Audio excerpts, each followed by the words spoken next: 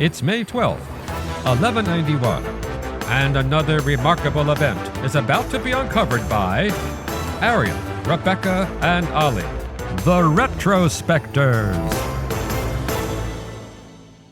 It was today in history that the legendary medieval warrior king Richard the Lionheart wed Berengaria of Navarre. It was an unusual wedding in many respects. Not only did it take place in Cyprus, the homeland of neither party, the bride became the only queen of England never to visit England, and the groom was probably gay. Yeah. So, Richard the Lionheart was the older brother of John, who we talked about last week, as in King John Magna Carta, but this is before that. So Richard the Lionheart becomes King of England at the age of 31, still a bachelor. In 1191, draw your own conclusions there. But it's really important that he has an heir for all the reasons we talked about regarding his mother, Eleanor of Aquitaine, which is that she came with a huge swathe of France. So the reason that he's a particularly powerful English king is because his mum was French, really. And if he doesn't have an heir, then what's going to happen is, slowly but surely, England's going to lose bits of France, which is, spoiler, what happened. Yeah, and part of the reason why Richard I hadn't married until this moment was that he'd actually been betrothed since he was a little kid to Elise of France, who was the sister of King Philippe Augustus. But Richard's father, King Henry II, had made Elise his mistress. And so Richard was understandably a little bit reluctant to marry her, especially given that gossip claimed that Alice may even have borne the late king, his father's child. And I guess it wouldn't quite do to have your own stepson as your brother. It's going to be a hard sell to the Pope, isn't it? Yeah. You've got to get the Pope to sanction all these unions. Yeah. It's like, my son would like to marry my mistress, please. Yeah, I mean, Eleanor of Aquitaine had obviously, as we covered in a previous Retrospects episode, had obviously already had a pretty troubled history with marriage herself, and she got very involved in marrying off her own children in what she thought would be the most advantageous way. So she'd already married off her daughter Eleanor at the age of 9 to Alfonso VIII of Castile in modern-day Spain, which bordered with her territory in France, and there was just one remaining little bit of border that wasn't covered, and that was Navarre, a relatively small Spanish kingdom. So a union with Navarre would create this huge swathe of united territory over which, you know, she would have some sway, and then certainly her children.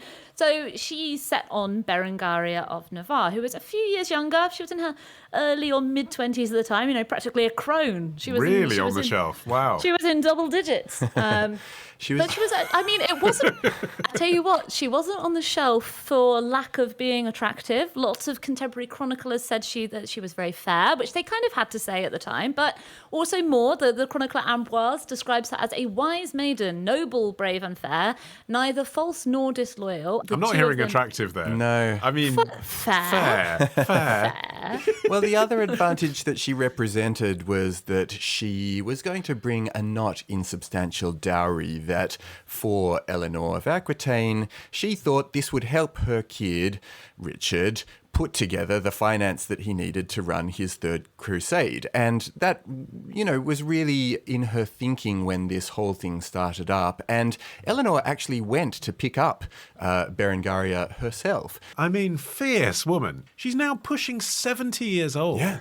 And she's clearly still pulling the strings. Like, how do we secure a Plantagenet heir so that we can continue this Anglo-French dynasty? How do we recoup the costs of this holy war? And she comes up with a solution, and she personally goes to get this woman and say, look, marry her now. I mean, it's impressive dedication at a time when it wouldn't have been easy going across the Pyrenees in the 1190s. Yeah, and they were meeting with Richard in Sicily. I mean, he was on the Third Crusade, but you will notice that Sicily is not the Holy Land, and it was not ruled by Muslims at the time. It was a very meandering campaign. And the reason that he'd gone there, and he was with Philip Auguste of France. They had this kind of goofy odd couple arrangement that they would both go on crusade because neither of them trusted the other one not to invade their territory if they left.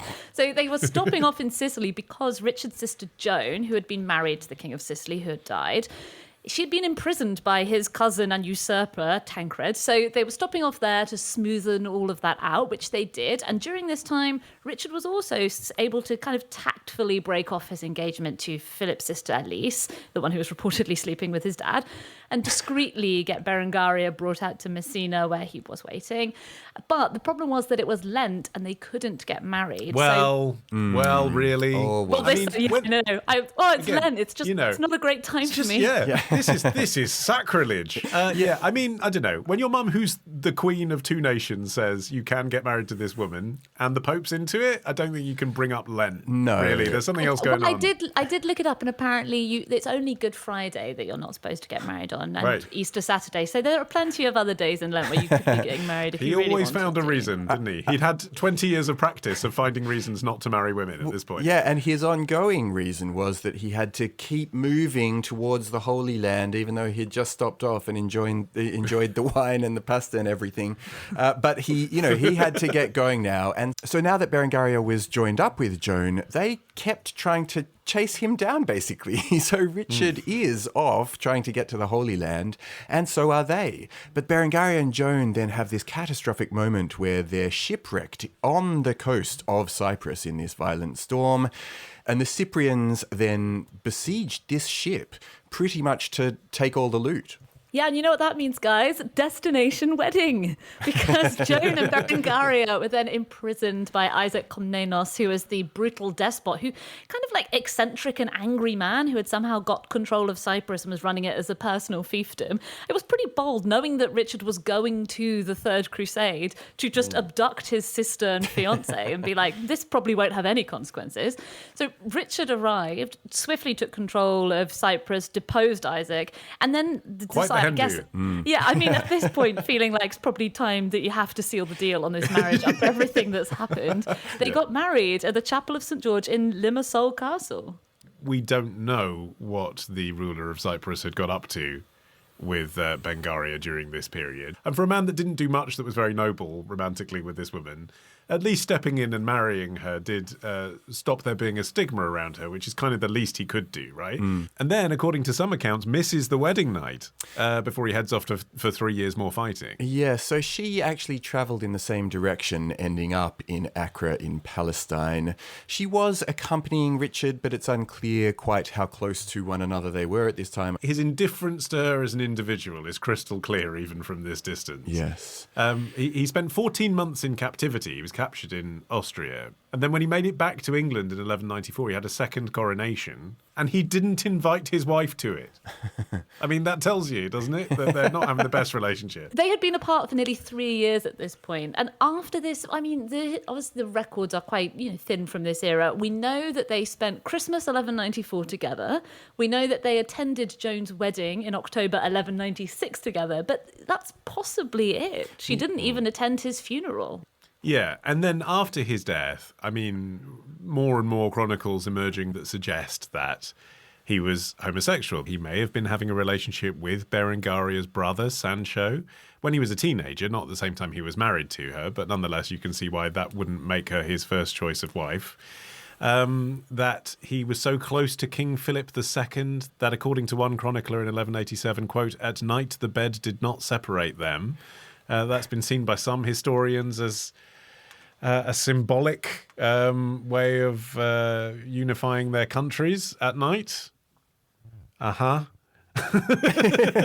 Exactly. There was this fascinating attempt at a reappraisal by the BBC where one of Richard's biographers, Professor John Gillingham, said exactly that this was them pretty much physically getting into bed with each other to prove how much they trusted one another.